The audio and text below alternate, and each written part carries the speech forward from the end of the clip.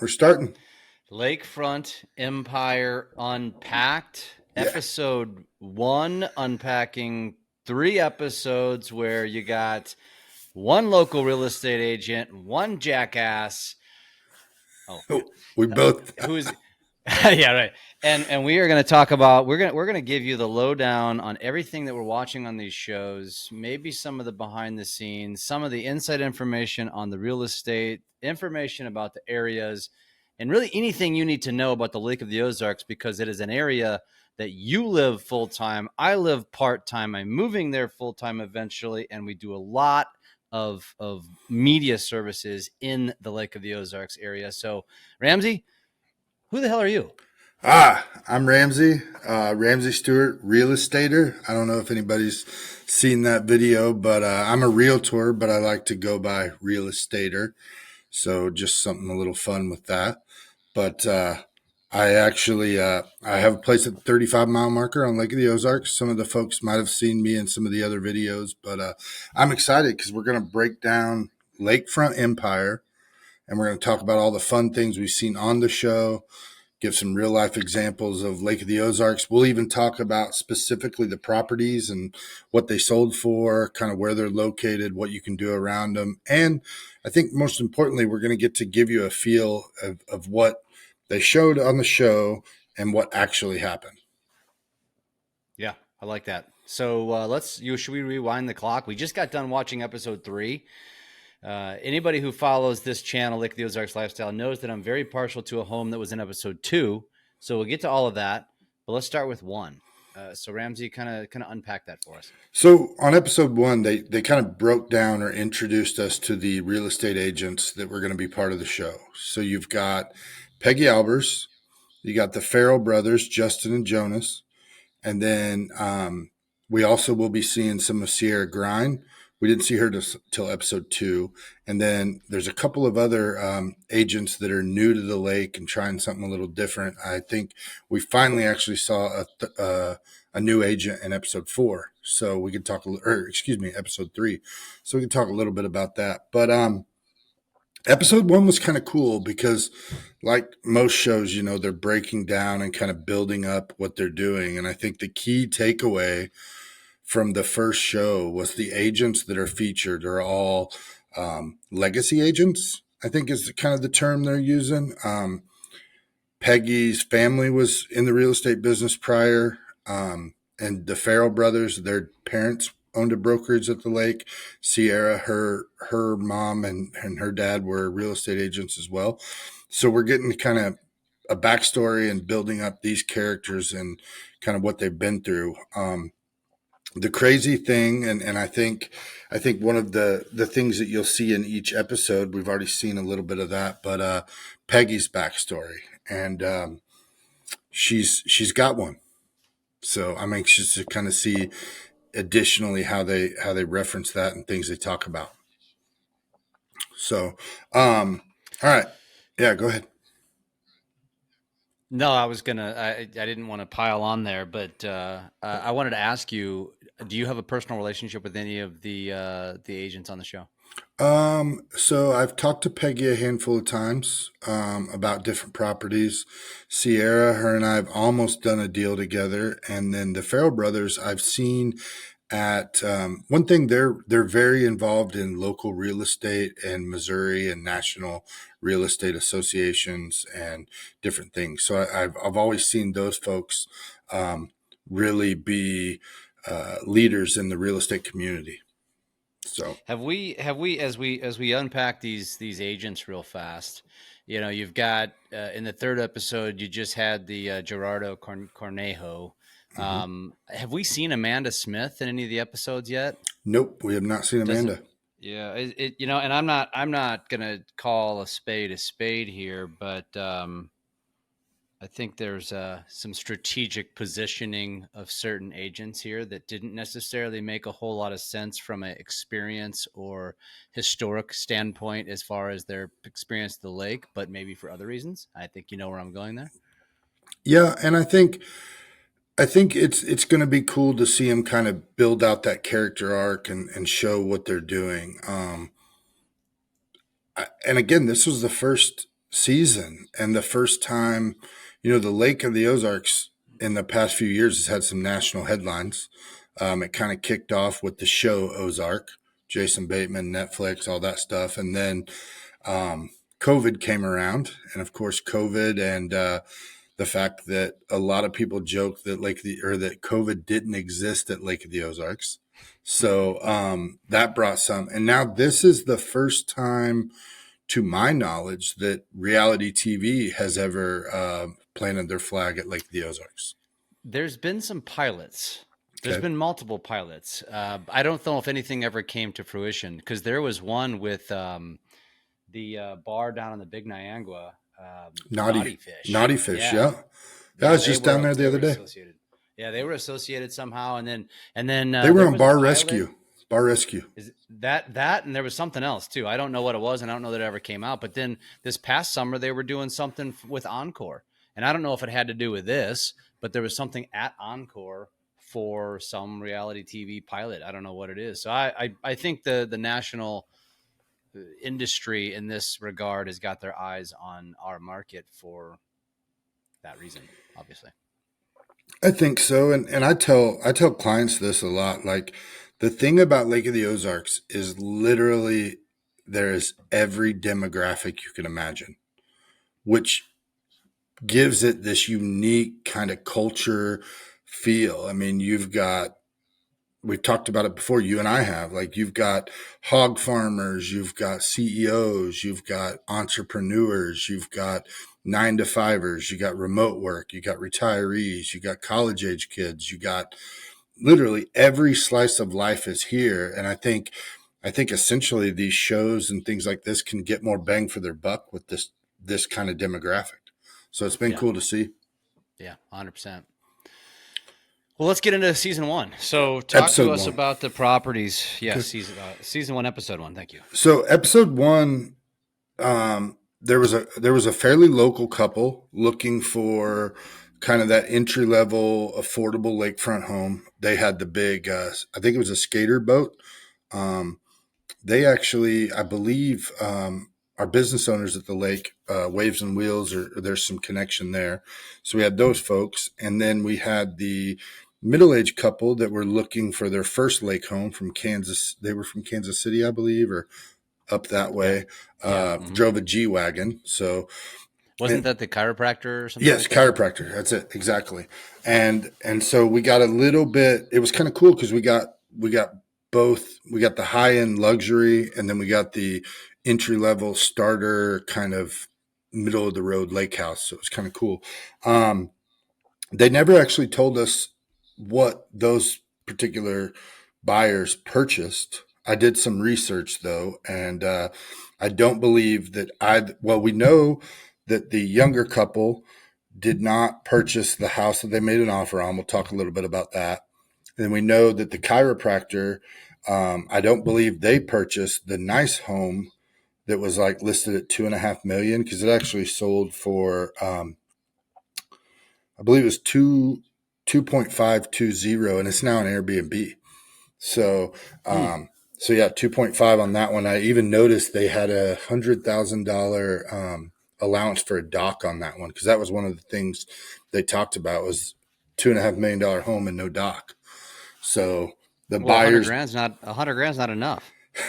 for a house like that in that location, probably not. But they probably got a nice dock. They probably just didn't get, or they put their own money against it. So yeah, we had those two couples. And what was interesting, and something I really want to point out, on the house that the younger couple offered on, it was a kind of a mid-century modern 3 bedroom, 2 bath. It was listed at 495. A buddy of mine, Sean Shelton, had that listing, and they came in and they offered like 450, I believe, somewhere give or take in that range. And Hmm. that house, I talked to Sean because I had had some interest in it. That house actually sold for 530 cash. So these folks offered at 450, house listed at 495, sold for 525 or 530 cash. Interesting. And it never did show if that couple bought, did it? No, no. So that's another thing that's kind of cool, and it'll be fun to see if it kind of arcs back around and shows that later. We don't know yet if that's the case, but it'll be cool to see if they do. But yeah, those folks, and it's really hard as a real estate agent. I can't imagine having camera crews watching you have those conversations because like they tried to tell them, the Farrell brothers, they tried to say like your offers, it's going to be tough to win. And I don't think the general public really understands that. It's not, I can say confidently, I don't think they were trying to get more commission. Like we're not looking at that. But when that house sold, the market was on fire. You had to prepare buyers to be ready to kind of take that next step. And those interest rates were low. The cash was coming in heavy and hot. And so it was really tough then to coach per se, I guess, or if that's the right word, coach your buyers in that market. So it was really cool. It was cool to see that house though. It's one of my favorite spots on the lake. It does make you wonder that of how much footage they're capturing versus how much they're actually sharing. Because, and we're going to talk about this about episode 2, where, they missed some important features. But the one thing I've noticed, Ramsey, and I'm not a licensed real estate agent and never have been, lots of experience in the real estate industry, just not specifically selling homes. And I feel like, especially with Peggy, more so than anybody, and a little bit with Sierra, and I haven't seen enough of the Farrells yet, and I haven't seen enough of either the other 2 agents, but they almost feel a little pushy. Like, so are we going to make an offer on this house? I don't know if that's made for TV, or I don't know if that was my agent. No offense, Peggy, but I would be like back down. Like if you make me feel like I need to make an offer so you can make a commission, I'm going to probably intentionally not buy that house, even if I love it. Like that doesn't make me feel warm and fuzzy. And maybe it's just the way they portray it. 'Cause you never know. It's the media, but I don't know what your take is on that. I'm going to lean towards it's for TV. But I do understand in that market how hard it was. I mean, I had clients. I remember I had a client, they offered 30,000 over asking cash with a $40,000. This is no bullshit. This is no lie. 30,000 over asking with a 40K earnest money non-refundable, and we lost out. So they lost their 40K? No, they didn't get the contract. Got it. Like they risked 40K, no inspections, no anything. If they got it accepted, got it. Yeah. If they got it accepted, and we weren't the winning offer. Wow. And so it really is hard, and it's all about setting the expectations up front, because like there for a while, and even I had it happen just today on one that's been sitting on the market, and there's an offer on it. I have a lady very interested in it, wants me to do a virtual showing. There's an offer. Like we can't, and she's not ready to play the game. But I think those folks have their buyers' best interests at heart, and I think TV adds some of it. I mean, that pressure, and you got to have something for the camera, like so. Yeah, I think it's the camera and all that, because these folks are stand up. They've been in the business for a long time. Yeah, and I'm not doubting that. I just wonder, and maybe that's their style. Maybe that's their style, and maybe that doesn't bother people. Just if it was me, I just, I don't know. I feel like don't make me feel like I'm pressured to make an offer because you want to, sell in their house. All right. Well, and that's fair. And Coming again, from a different perspective. well, it's going to be, it really will be cool to see if they arc these characters, to see, because maybe we get a little bit from those characters, or maybe if we keep doing this podcast, we'll get some of these agents on here. That'd be pretty cool to kind of give their firsthand knowledge of it. But, I think we've dove into to episode 1. I know you can't wait because of your relationship with the owner. I know you really want to talk about episode 2. So for those of you who haven't watched it or have, and you just need to recap, episode 2 was focused on 2 families. One was a family who had a luxurious lake home, but they had a ton of steps, and they wanted to go to less steps and keep basically what they had. And I believe their first house was 7 bedrooms, 7,500 square feet, something. I mean, it was a monster house. It was huge, beautiful. They showed it. And the other family was some retirees coming to the lake, and they wanted their first lake home. And the husband specifically wanted to be on the water, and his wife wanted a view. So it was fun to see that. But let's dive into the first couple. And so to sum it up, they had a place to sell and they wanted to buy. And the first house they went to, just you could tell walking in, it wasn't a fit. The second house that you'll talk a little bit about, and I've been in personally, it's a beautiful home. Let's dive into that one because it didn't do that home justice. I'll say that No, to start. no, it didn't. It didn't. That house is the house over in the Lynn Creek in Fishing Cove. It's Mm-hmm. I would say, and actually, if you see the before and after, which I am going to do a video, the owner sent me some before pictures, dude. I don't know if you saw that house before. It was not anywhere remotely close to what the current owner has done to it. Not to mention, it was completely blocked off with trees. Like they couldn't even Mm-hmm. like see out of their house, out of their windows to see the lake, and it has been transformed into just an incredible entertaining house. The way they've got it set up, and they added another level. They extended the house out like 15 feet maybe. Mm-hmm. Added some a screen and porch, added an outdoor like grilling area on the upper floor, added, gosh, dude, I don't even want to know how many hundreds of thousands in landscaping. Big, huge side driveway. It's a double lot, I believe, because they have their own private little beach area with a Mm-hmm. fire pit, and you know it. You've been on. I think you've been on their dock. Their dock's got to be one of the premier docks at the lake. Well, and like we mentioned in the first episode, like that $100,000 dock allowance, like I think Kaiser's dock is 250K. I mean, Probably. and it could stretch north of that. So, Yeah. and it was really cool with his house too. And what they did is they angled it. It's angled perfectly to see down that cove all the way to the main channel. And that cove, what'll be really cool is to show you that cove in the middle of the summer because there's 200 boats, give or take, having a Yeah. good time. There's boats going to the fish. There's jet skis. Yeah. It's really a cool spot. I think the folks that saw it, they didn't like the condo view out the front or Yeah. out the lake side Across the lake. Yeah. across the lake. So that's another thing too. If you're not used to lakefront living, your back door is your front door. Your friends and neighbors and everybody comes to your house, pulls up on the dock, and like that's your front door. Your driveway doesn't really matter. So Yeah. so it's kind of cool. But tell me more that you know about that house because I know you've seen some of it. Oh yeah, dude. I mean, it sleeps like 10 million. I'm not kidding. There's so many bedrooms and beds. I don't have the count on the top of my head, but I've done some videos on it. Like I said, the dock's got two big slips. I want to say at least two Sea-Doo slips. It's got a bar on the dock.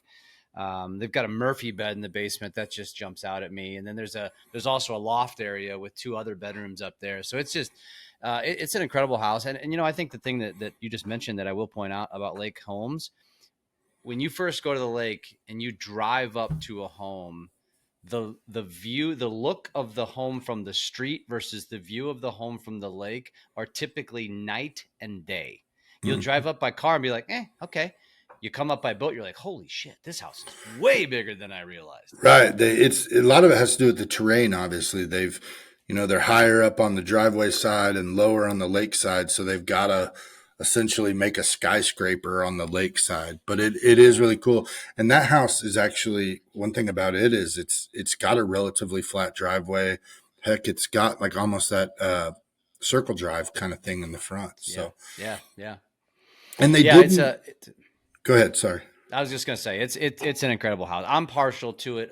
Actually, and the funny thing is, there's I would say 80% of me doesn't want that house to sell because I want to continue to go over there and hang out because we have Right. such a great time. He's such a good friend of mine, and I hate to see him sell it. But this is what this particular guy does. He likes to go in, drop a ton of money making it incredible, and then I'm like, why would you want to sell it? You just got done making it incredible. But that's what he does. And by the way, I didn't mention the hot tub. There's a hot tub. There's an outdoor shower. It's what they did to it, man. It's off the charts, man. It's It's a great house. it's like it's got literally everything. And I'm just going to spit honesty here, but I think one thing it doesn't have, but he's got the opposite of it. It doesn't have a pool. Yeah, But very, very few lake homes you'll find have that swim beach that he's got. And it's very few. perfectly manicured. And I think one thing too about that show, and this kind of ties into it, like it's hard in 5 minutes to show every aspect of the house. Cause you brought it up to me offline. Like they didn't show all the entertaining factors of that particular house. And we've seen others show a little bit more. So it was kind of unfortunate that they didn't get their moment in the sun, so to speak, with that particular property. Yeah, it was also unfortunate that the buyer that they chose was probably not in the age range. They were an older couple. And if I had to label that house, I'd say it's going to be somebody on the low end in their mid upper 30s up into the, upper 50s, so it's probably about 40 to 60 is probably the optimal age range for Right. somebody to buy that house because of it's definitely somebody who's probably got a lot of family because it houses you could sleep a ton of people in that house. I've personally slept in it. It's just a great house. It's set up so great. Yeah, it's like an awesome like corporate retreat, Yeah, it could be. wedding venue, Could be. Airbnb. Like there's so many things. And what's really crazy is that particular area, which they actually showed in episode one. We didn't talk about that. The house with the slide in episode one is essentially a as the crow flies right across from that house. But yeah, so let's chat. We've talked about Kaiser's house, and we've talked about maybe the failure to kind of show it. Hmm. Let's talk about the other couple from episode two. Here's the thing that I think needs to be noted that not a lot of places deal with, and really only that particular neighborhood at Lake of the Ozarks deals with it. But they failed to mention that all of the Tantera, Margaritaville estates houses, and I don't want to say all because there could be a few outliers, but the majority of those are leasehold properties. So these folks were looking at a $250,000 home that they didn't even own the land. So it was kind of different to not see the full package in that Yeah. regard. You talking about the couple that ended up buying the boat? Yeah, we'll Yeah. touch on that. They because I'm jealous those older Carvers, and that wasn't even that old. They're beautiful boats, man. I was They're actually shocked at yachts. that. I was shocked at that price. I thought that was low. It was low, I think. I mean, 100. It was like 130. I think they talked about. Something, I don't know if they yeah, official. 150 ish, but either, it was, I expected, I mean, boats nowadays easily are pushing seven figures. And not for boats that are not even a fraction of that size. So that had to be an old boat, obviously. Yeah, I'd But say early 2000s if I remember right. But those I think, Carvers, man, they're tanks and they're just beautiful. yeah, And that one happened to be at Margaritaville Marina. And then it did have the cool benefit of, your friends and family. Obviously, you could sleep a few on the boat. It had two bedrooms, but like, 2 bedrooms, yeah. hey, you got another group, get a room at the resort and kind of check it out from that angle. But one thing I was looking at too, like they didn't talk about because that pivoted to a boat as opposed to real estate.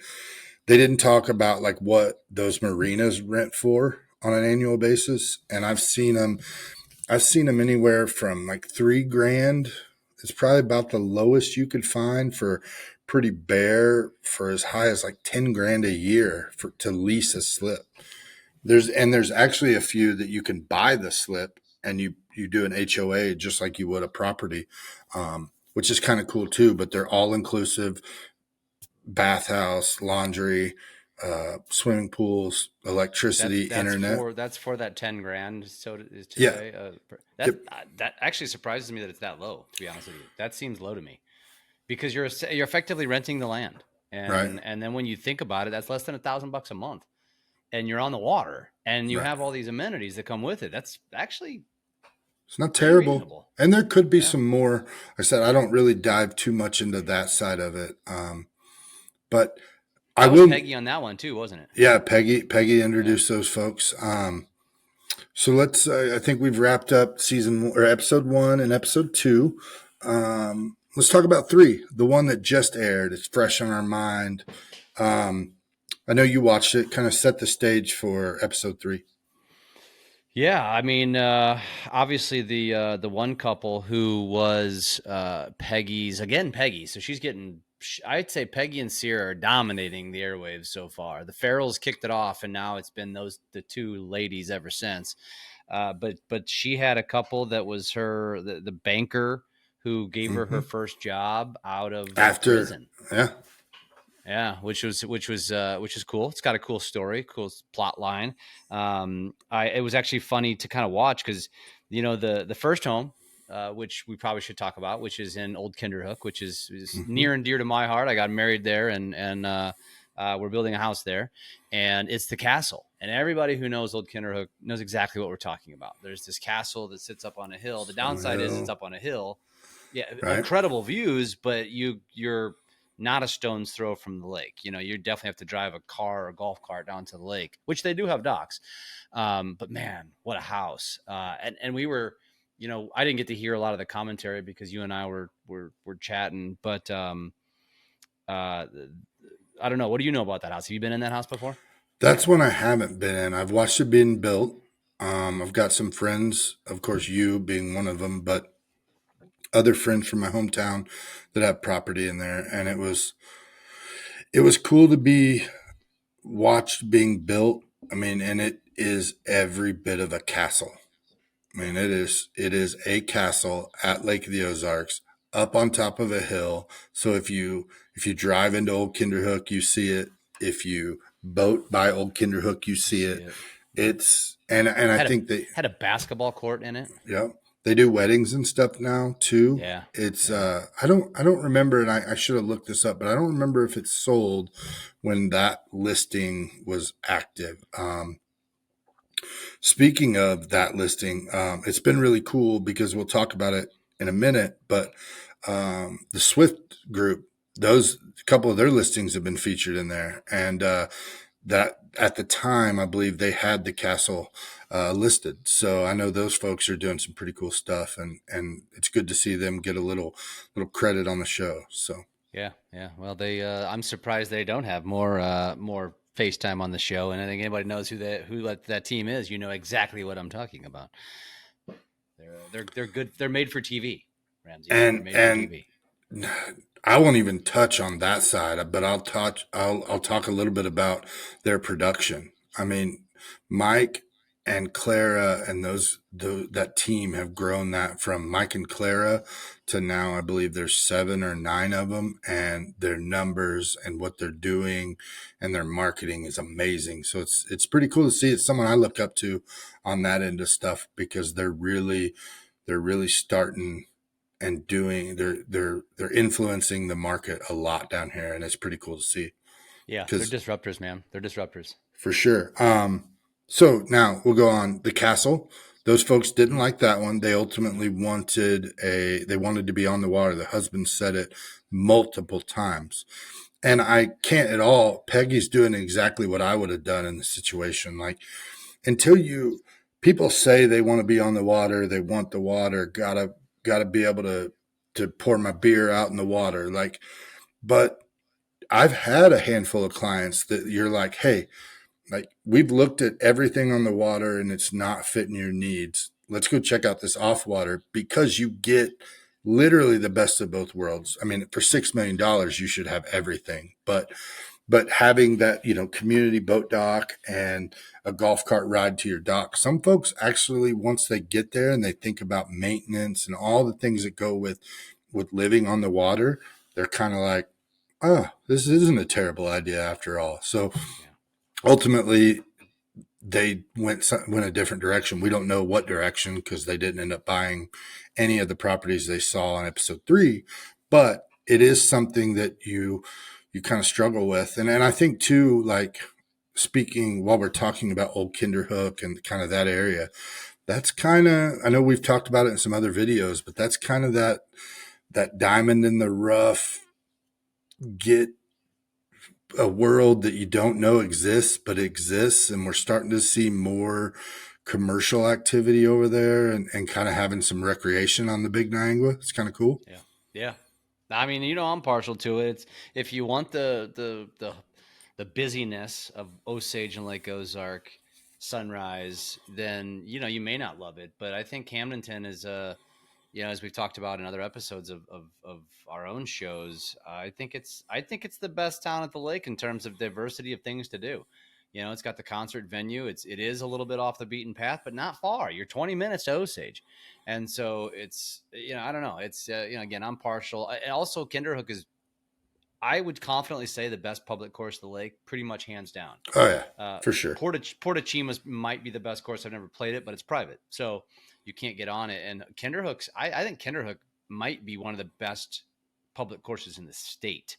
I think it was ranked top 5 at one time. It might still be. I'm not sure, but it's a phenomenal course. You won't play a public course that is in consistently as good a condition as Kinderhook is every time. It blows my mind. And you can play it relatively cheap. Yeah. During the summer, it's $100, and then in off season, maybe 60. Yeah. I've played it for like 55 in the summer. Yeah, Pre-COVID. And I think also if you play it in off hours, after 2 or 3 o'clock or something like that, or during the weeks, things like that. You got a great restaurant there too, the Trophy Room. Yeah, Trophy Room's and they great. got good breakfast. They have a really cool pool. They've got a hotel now. They've got the volleyball courts, sand volleyball, that turn into an ice skating rink in the wintertime, which is really an awesome setting. They got the cottages. It's a great. I mean, it's a great spot. I'll be living there. So if you want to go by the castle and be my future neighbor, I welcome it. Well, I don't sell enough to buy the castle, but I'm sure somebody listening might. They need a good little second home tax break. You never know what they could do. Okay, so Did you see the second home? Can we talk about the second home they looked at? The same one couple. Yeah, the one in Chimney Point. Yeah, the one with the I was going to skip that one and go to the one with the infinity pool, but go to the chimney one because that one was not that impressive in my opinion. Okay, so the chimney one, was it? I guess I just couldn't get past the chimney in the front yard. Well, you got to be in that area because that's like prime Lake of the Ozarks, water activity, restaurants, boating, strip, you name it, it's all right there. But that one was listed at 1.4-ish, I believe. Yeah, or maybe 1.6. Or was it 1.9? It was way below their budget. I know that. Their budget was 3.5, I think. Yeah, and it sold for 1.2. That was cool though, and they touched on it in the show. Like that was cool though because you had that whole wall of windows, so you got to see the main action at the lake. You had a breakwater right out front, but you got your boat on the back side.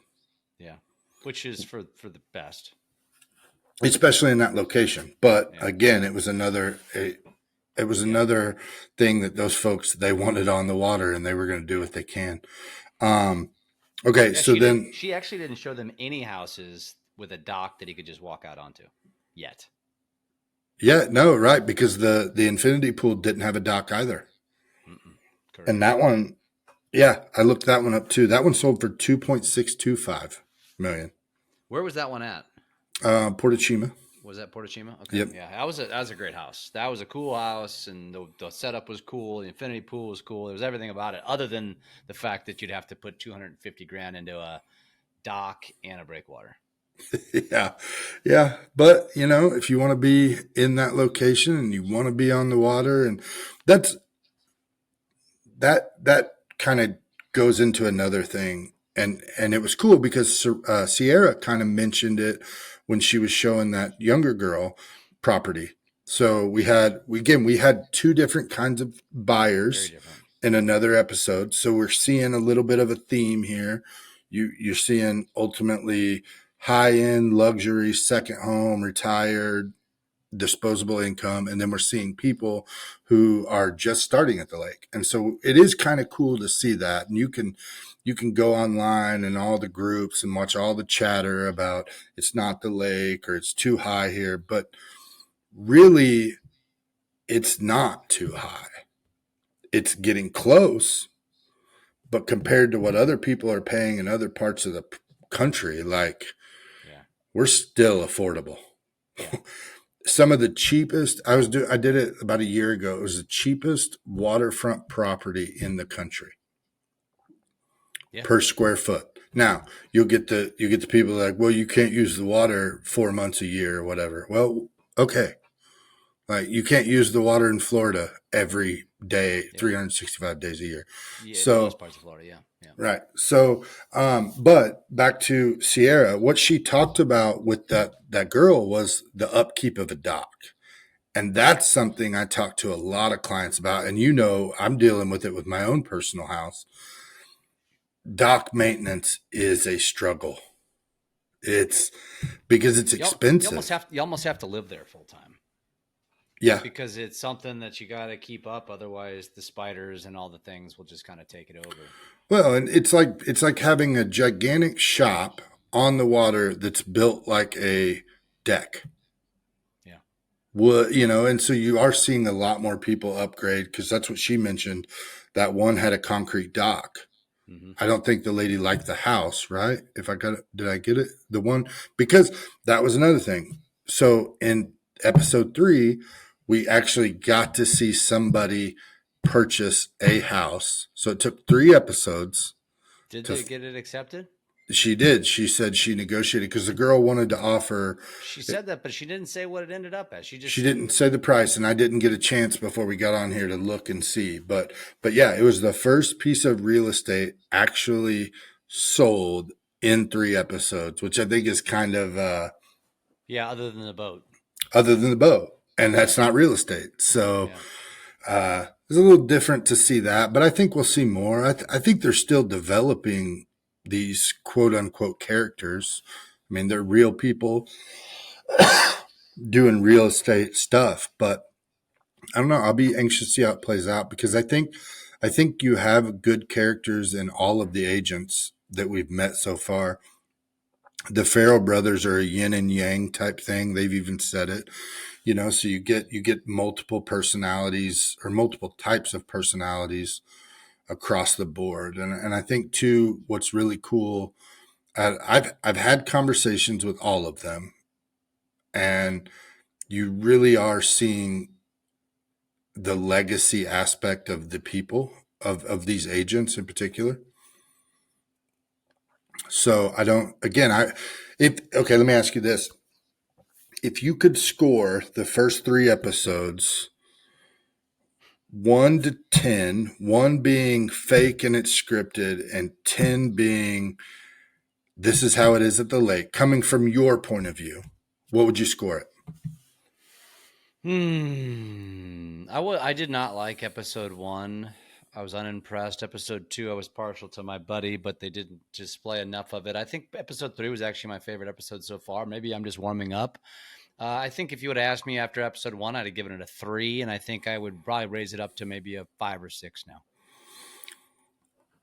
I can respect that. I think personally, me, I like the story. I like all the things that have gone into it. I'm probably somewhere around the 7.5, 8 now.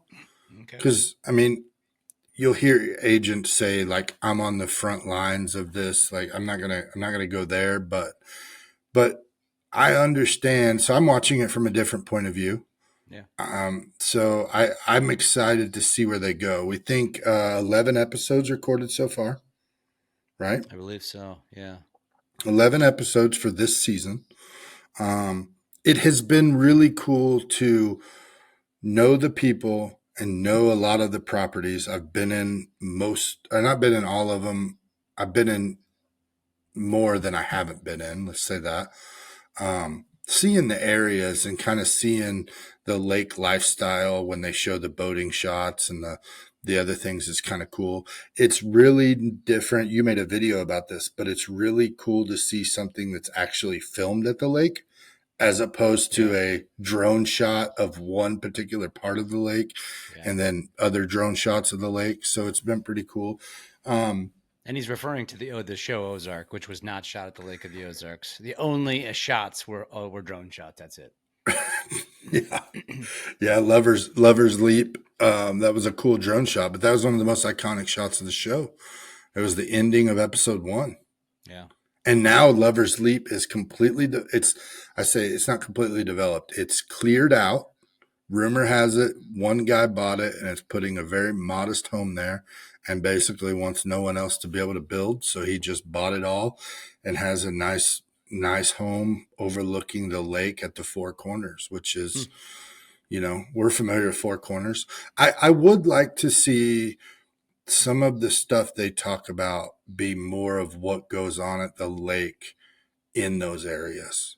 It would be really cool. And I think, it's cool because it gives us the opportunity to talk about it, but it would be nice. Like talking about Camdenton, like, I don't think they really touched on, they show an overhead shot of Camdenton, the square, we see Ozark land, but like, you don't talk much about the amphitheater or all the golf and all the restaurants and the dining and the water fun too. I mean, the Big Niangua is as Lake of the Ozarks as you can get when it comes to traditional rural kind of lake stuff, Haha Tonka. Yeah. So it's kind of cool. I'll be anxious to see, because we don't know exactly when they filmed this, what time. I mean, we've seen some rainy days so it's probably last spring. As we get further into the season, hopefully we'll see a few more lake things as the season kind of took off, and maybe we'll see some boat races. I know you're a big shootout fan. I am too. Mm-hmm. We like that 34-mile marker spot where you can cove out all day and enjoy some go fast boats. It's pretty cool. Yeah. Heck yeah. And so for folks that, if you've never been to the lake, the weekend before Labor Day, every year, like clockwork, is one of the coolest weeks of the year. And week, not just weekend. It's week. Everything from the mini boat races the weekend before to the golf tournaments to the actual boat races, the street party. That's amazing. And it's going to be really cool too to see how they take the first race, who is now being ran by the organizers of the shootout, and build that first one up. So you're gonna have capstones, bookends.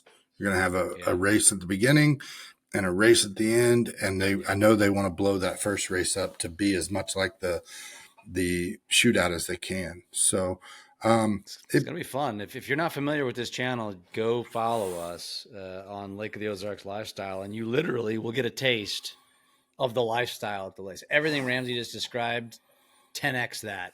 And you get a taste of it, and we're everywhere. So you're watching this probably on YouTube, but you can go to TikTok, Instagram, Facebook, check it out. And Spotify, we're going to be on Spotify if you just want this podcast. Yeah, yep. This is the mothership. This is the baseline, the first one, and so this is you're basically listening to history right here, Ramsey. So let me ask you this. I don't know how to say this, but if we were talking betting, we were talking over-unders. What's the over-under? 0.5? The over-under is 0.5. What are the chances we see iMotor Mike on HGTV? Gosh, I'd give it, it's the under? I go under. How cool would that be to see them showing it on a dock and he's back there? He's up there doing backflips. That'd be pretty cool to see. That would be badass. Yeah. Okay. Let me ask you one more question. Not that he needs the help. No, right? Yeah. The dude's a walking, talking celebrity, YouTube or TikTok guy. So let me ask you this then. So we've seen 3 episodes. You've scored it. You said like a 6. I think it's really, I can see it in your face. You're more like a 7 or an 8. I was going to say more like a 5. But what would you, in the next 8 episodes, what would you like to see that would push it over the top for you, or really see highlighted, or in the comments or folks watching, listen to this, like tell us what you would like to see about the lake. But I want to hear it from you. Yeah, I'd like to see it continue to evolve a little bit. I feel like they've been teasing us, and maybe that's by design, but I'd like to see some results. I feel like a lot of HGTV shows, the real estate shows, you get to see the start to the finish. And I feel like they've really been leaving that out here. And so Uh-huh. I hope to see more accepted contracts. Yeah, I think you will, or you'll see something that resembles that. It may not be specifics, I don't think, but it'd be fun to kind of watch somebody. And I could be wrong, and you kind of alluded to it, but like it would be cool to see somebody go to the closing table, Yeah. like the full on, like Yeah, or what, see it. Go back and visit them when they're having an open house, like their first party right? at the And house that they bought. Yeah, that'd be kind of cool to see. right. I'm going to kind of switch gears. I really want to see some more family friendly stuff, and I'm not going all boomer and all that stuff, but I mean, I want to see like we talked about at the very beginning, like we're not seeing all the demographic of people, and I think Lake of the Ozarks struggled for a long time because it was like the party lake, and once you dive into lake life, like it's not like that.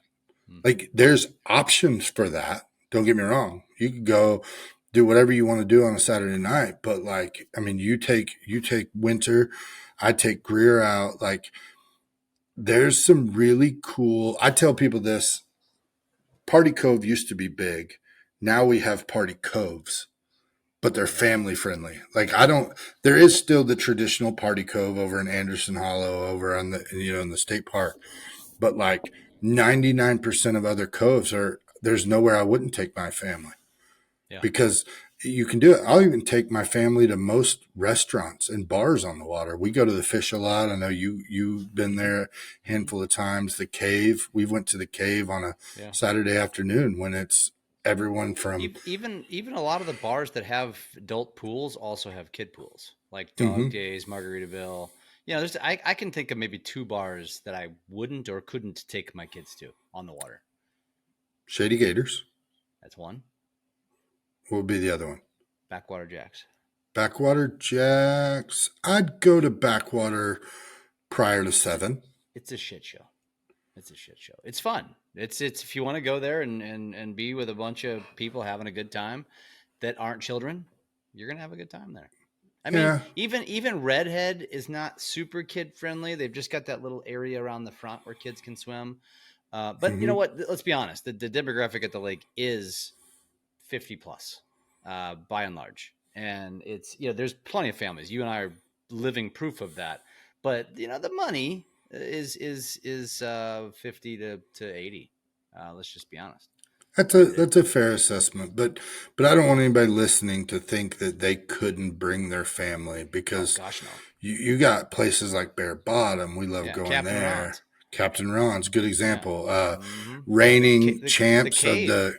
the cave's good. Reigning champs of the go kart treasure hunt. I don't know if anybody needs to Yeah, know that, but I forgot but about that. Yeah. we're going back for round 2 in year 2 and see if I'm we in. can I'm in. see if we could do it again. But no, so okay, so we've wrapped up all 3 episodes. Just give me your final thoughts, maybe something that the listeners can ponder, think about. We'd love to hear kind of what your thoughts are and or our listeners' Yeah. comments are and Sure. thoughts. But just give me your Yeah. final. I think on as we evolve this podcast, we talk maybe a little bit more about the things to do with the lake, because you and I have done a lot of highlighting of a lot of businesses in a lot of areas, and so now that we spent a lot of time just talking about the shows because we had 3 episodes to catch up on, and I think now we talk more about the events and the activities and off water activities and all of the things there are to do at the lake that actually make it more of a year round destination than people realize. Yeah, we can dive into the concert lineup at the amphitheater, Ooh, the yeah. concert lineup at Encore, Hmm. Ooh, some of the also. options there. He's Hmm. doing, speaking of Encore, did you see where he's now got year round outdoor Like he put up panels or something. I saw a Facebook post about it, but now it's like he's extended the season a little bit more. Very cool. He's always doing something different there. I'm sure we can dive into some hot button issues. The theme park. We can even talk about Casino. the casino. We can talk about some affordable housing issues that are popping up too. I mean, there's all sorts of things we can piggyback onto the show and kind of give listeners the full story. And again, I'll resonate with the real estate agents about what they go through and kind of give you that. And you've got the lake lifestyle thing, and I'm excited to do this. It's going to be fun. For me personally, I think seeing more about the everyday things that you can do at the lake and seeing how I really would like to dive in more to each particular person and what they do at the lake, like why they chose the lake, not just for lakefront. The girl, the second Sierra's client in the third episode, she talked about her family had a property in the cove next door or cove, the next cove over growing up. So it was kind of cool to get her backstory and understand what she was doing. So, Yep, I love it. To end this, show us your shirt. Smoke meat, not meth. It's a charity.